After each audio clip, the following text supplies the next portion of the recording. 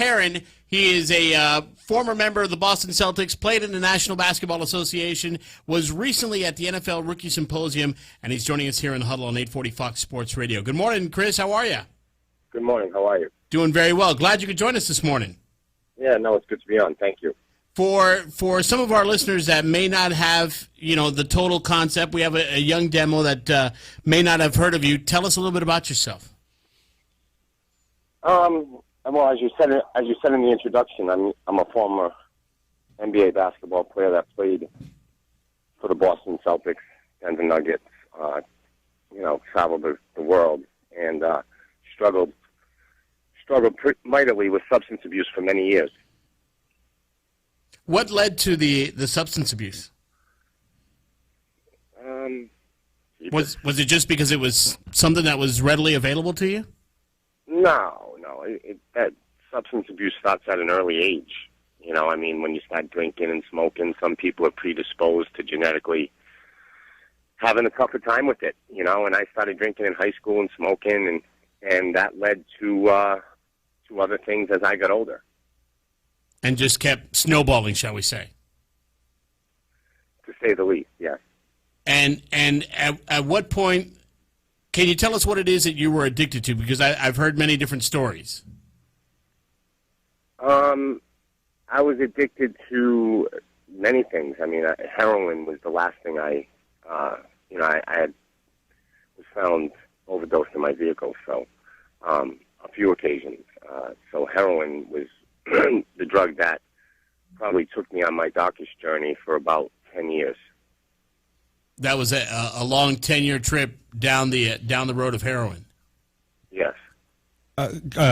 Chris, this is Jake Berry. I'm one of the morons here at the show, but I coached basketball for a long time, and I had a lot of athletes that kind of got involved with stuff at an early age. I know I watched your 30 for 30, and they started out with drinking just in high school, and it's we live here on the border, so they kind of moved on to to marijuana. Is it a progression? Do you see, like, nowadays, like with kids, is it a progression where they start with the alcohol and then just kind of start dabbling in the other stuff? Well, I traveled the country speaking, and I spoke in front of about 150,000 students last year. And I tell all of them that I've never met a drug addict or a junkie, crackhead, that started with those drugs, that started with crack or heroin. Never once in my life. Every drug addict you see starts by, drinking beers, sneaking beers, smoking pot. Some end in a horrible way. Some are able to get through it.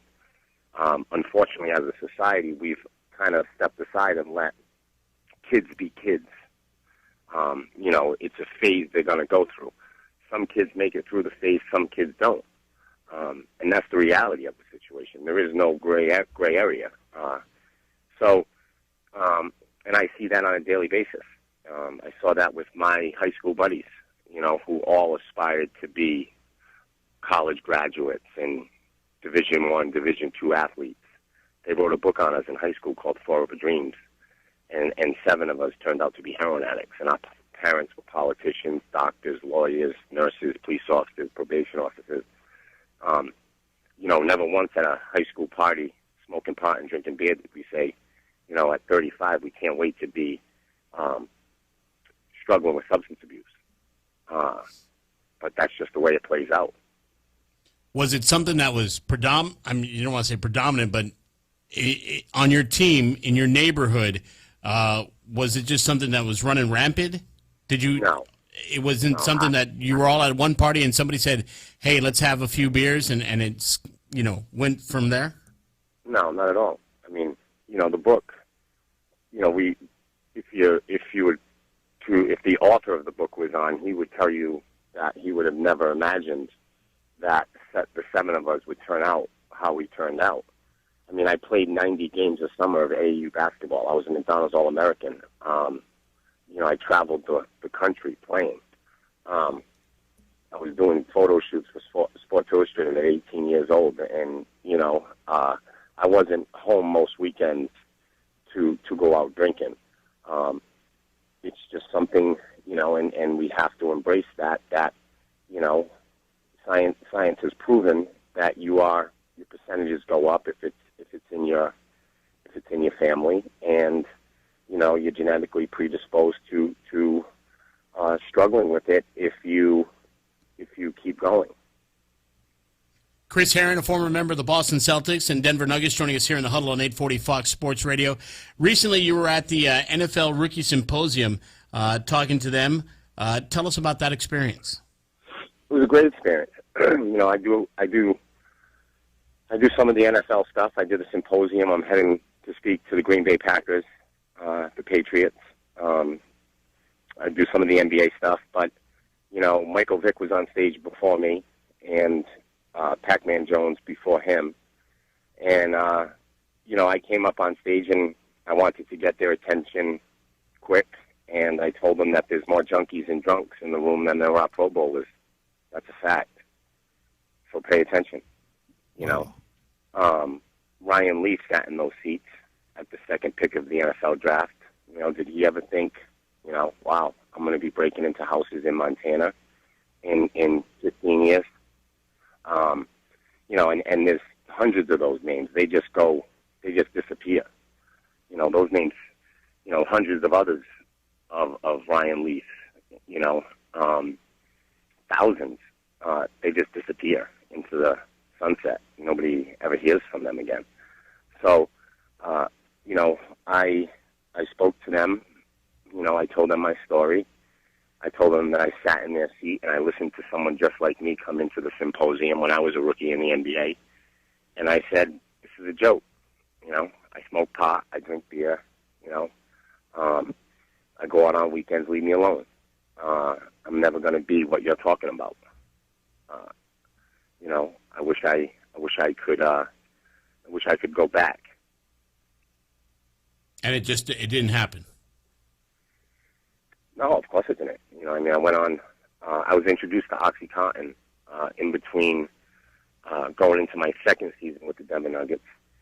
I took a 40 milligram Oxycontin pill when I was 22 years old, and that I went from taking 40 milligrams to 1,600 milligrams a day. I went from spending $20 on a pill one day in my yard to spending $25,000 a month on it. The natural or unnatural progression of this disease, you eventually turn to heroin. And that's what I did. But with so many different outlets, and I remember, on the 30 for 30, you talked about how you were in your warm-ups 10 minutes before game time in Boston on the corner waiting for your dealer to come by. Yes. With so many different outlets that the NBA, the NFL, these professional sports organizations give you as a chance to assist you, nobody spotted you? No, not really. Nobody spotted me. Listen, the reality is when you're the 10th player on the team, 8th player on the team at the time, you're really not a high priority. Nobody's really paying attention to me when there's Paul Pierce, Antoine Walker, Kenny Anderson, Vitaly Potapenko, Tony Battie, all those guys. I was just kind of the guy who checked in and covered for 15 minutes and came out. Right. And not to mention the fact that at that time I was a junkie. And, your job as a junkie, your life as a junkie is to lie, cheat, steal, deceive. And, I did everything in my power to make them believe that I was okay. So, nobody confronted me on it. But I think I did a great job at that time of doing everything in my power to hide it from them. You had a successful season in Denver before you went over to Boston. And I know in the 30 for 30 you talked about how a bunch of players kind of took you under their wings, as far as not going out. Do you think if somebody would have done that earlier, it would have changed your life, inevitably. And how good could you have been? Denver was a great experience. I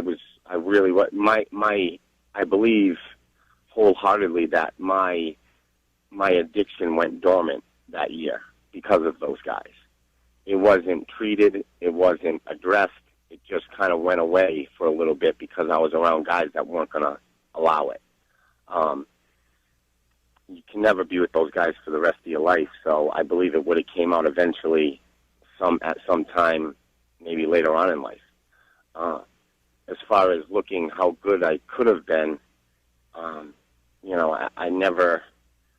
try not to. I don't think there's a reason to look at that.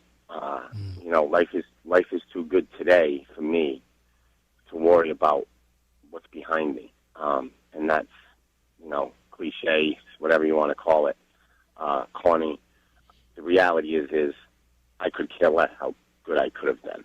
That has no bearing in my life today. And how is life today? How long have you been clean and sober? 4 years. Life is amazing. It's great. I have four children. I own my own company, basketball company, and I, employ 8 people, and I travel the country speaking. I was just in Virginia at CarMax doing a speaking event for CarMax. I am getting ready to go speak at Florida State, Alabama, Notre Dame, and Arkansas over the next week, this coming week. So life is good. Life is really good. It is my my mission and my passion to get out in front and kind of put this, addiction out there and let people know that,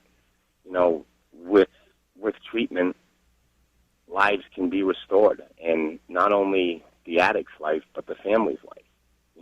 It's pretty amazing that 25 million people suffer from this, and only 2 million people get treatment.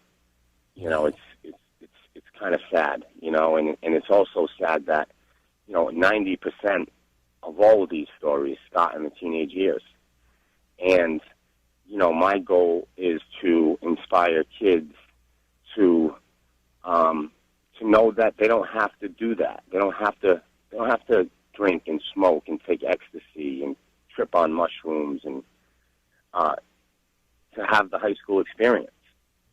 That's not how, it's not part of a phase anymore. These kids growing up today, man, what a painkiller to me was a Vicodin.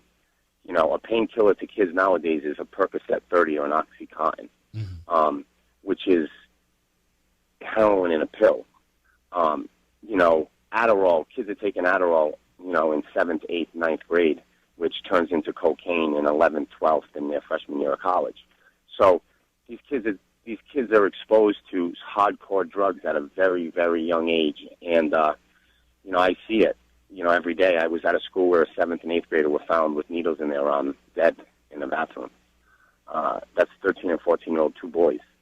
That's amazing. It's horrific. Wow. Hey, how do the kids react to you? Because I know you said, like, on the video that when you were their age, you didn't want to look at some 35-year-old guy telling you about how your life could be. But sure. But you have a very unique story, especially for somebody like me who grew up watching you play ball. How do the kids react to you? I think the kids react well. I think they, I want to say this without, I tell them all of my bad stories. I pour my heart and soul to those kids. I start from my high school years, and I end it the day I get sober. I don't talk to the kids about how my life is today. I don't think there's a reason for that. I end it the day I get sober, and then they can say, he made it out. But I don't want them to get the impression that, hey, you can still go through it and make it through. the kids react to me, I think, extremely well because of that, because of the honesty that I bring to them. And I talk about the pain that I put my kids through and what they had to live through and what my family had to live through and everything that I had lost. The opportunities that I had to make millions of dollars, and I chose, 800 milligrams.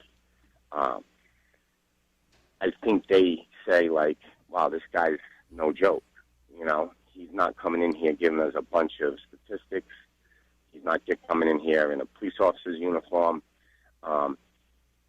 And most kids come up to me and they, the common theme, and I tell these kids this at the end of my speech, that the two words I wish come in every email after every school I go to, and it's I wish my parents could hear. I wish my brother could hear. I wish my sister.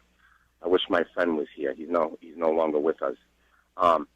Those two words I wish, are devastating, and they're tragic, and it happens in every email.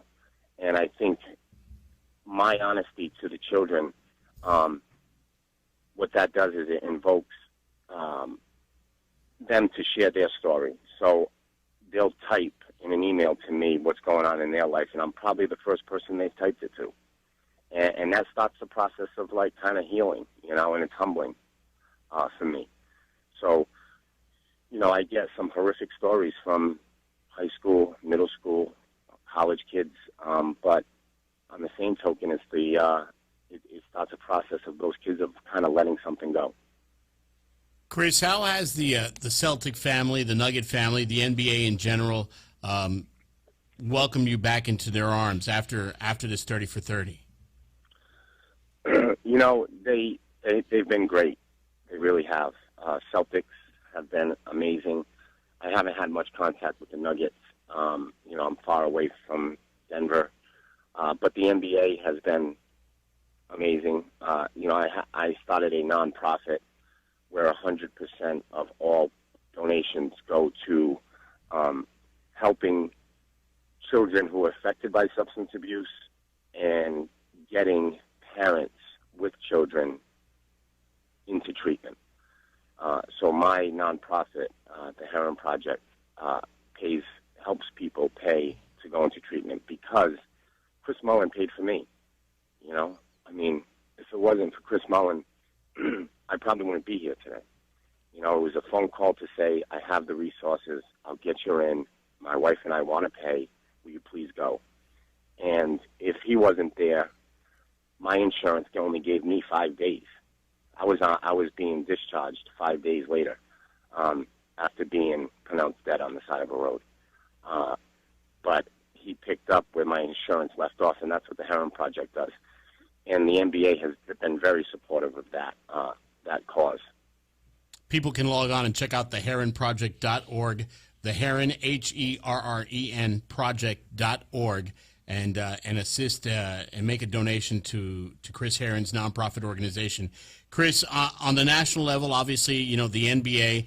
I was working for a local distributor as their corporate social responsibility director. Has an opportunity of partnering up with a beverage distributor and getting you on their speaker circuit. I've dealt with the Michael Chapmans. I've dealt with the Street Smart team.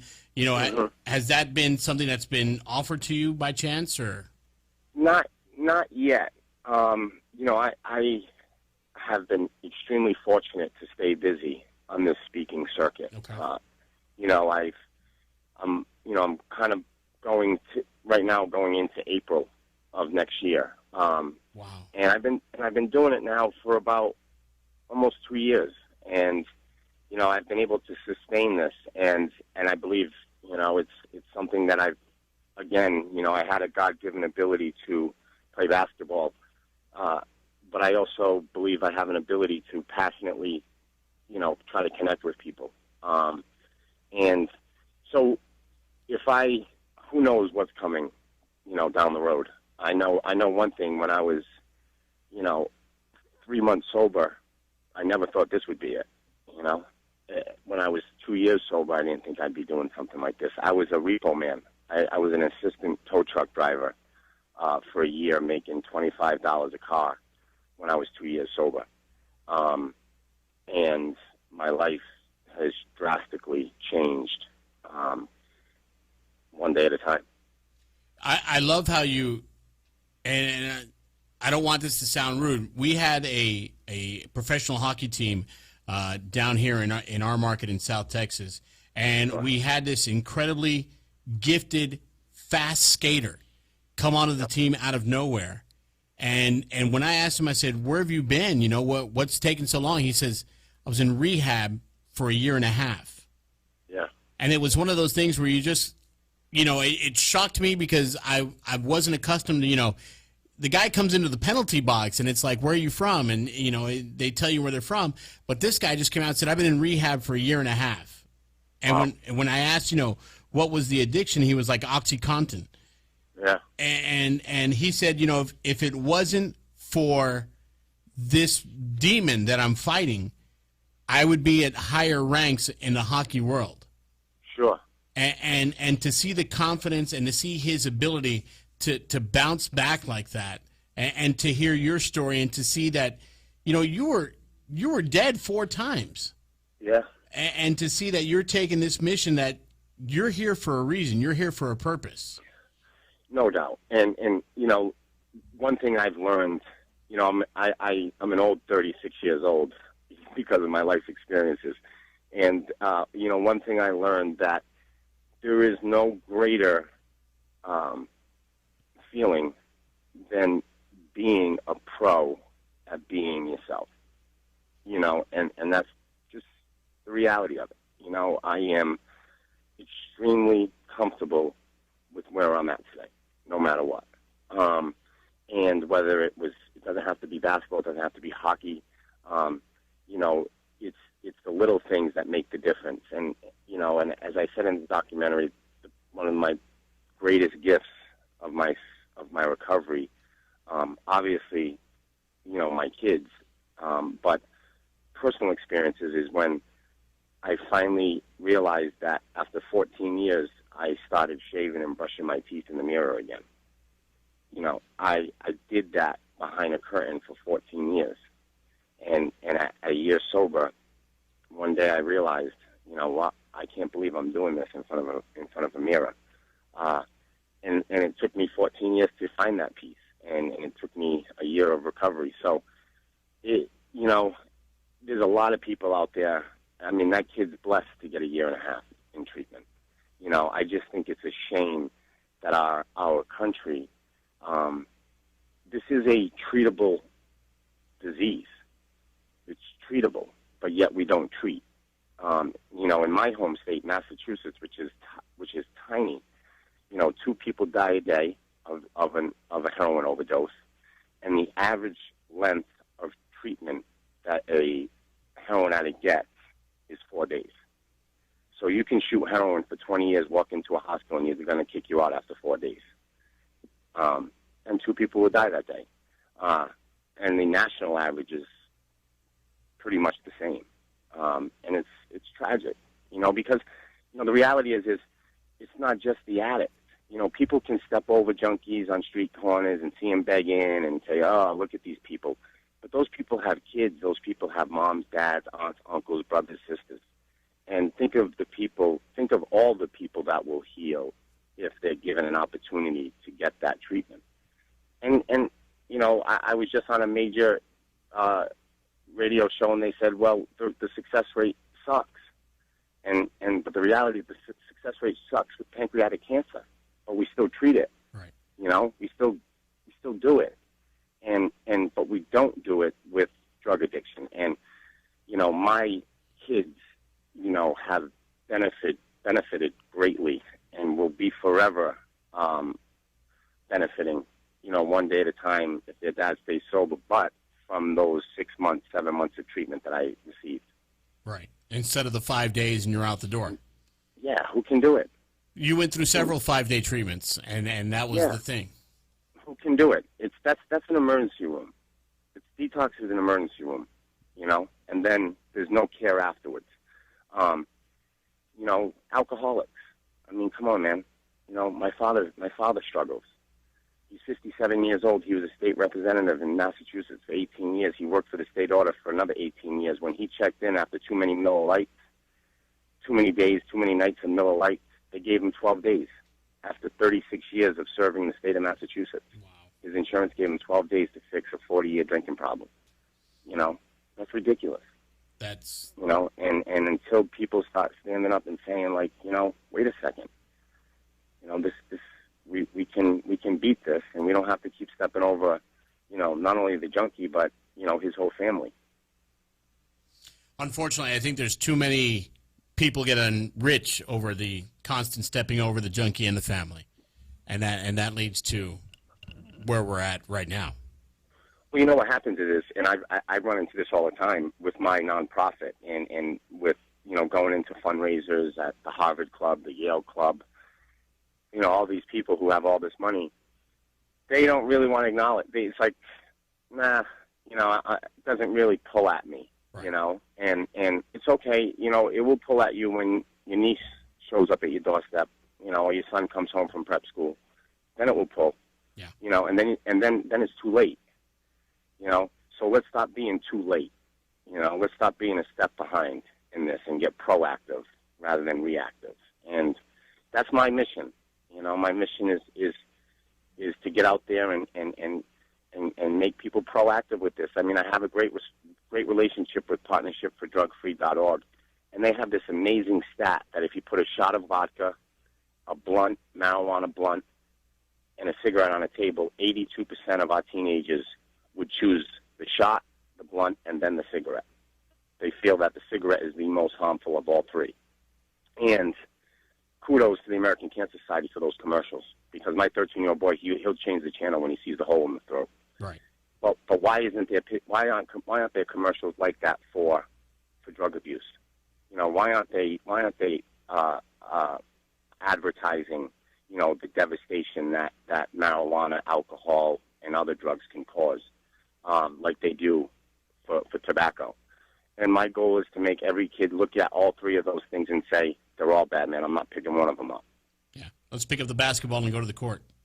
Yeah, yeah, exactly. I'll go home and study. Even better.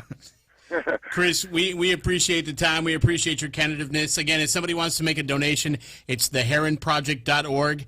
They can get more details on how they can help out your foundation. Sure, absolutely. Yeah, it's all on there. And I appreciate your time. It's, the more time, the better on this. So thank you for letting me share. Thank you so much. Best of luck and continued success, and to you and to your family, your lovely wife, and your 4 children. Best of luck, my friend. Thank you, brother. Take care. Thank you. Chris Herren joining us here in the Huddle on 840 Fox Sports Radio. I knew that we were going to go a while. I didn't know that we would be blessed with that much time, and it's sobering reality.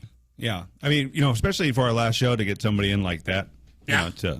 Because I see it all the time. I teach, so I see it on a daily basis. It's more rampant than we think. Oh yeah. And like Herren said, it's not something that tugs at me. You want to put a blind eye to it. But when somebody in your family comes and they need your help, that's when you open up. All right, guys, time to stick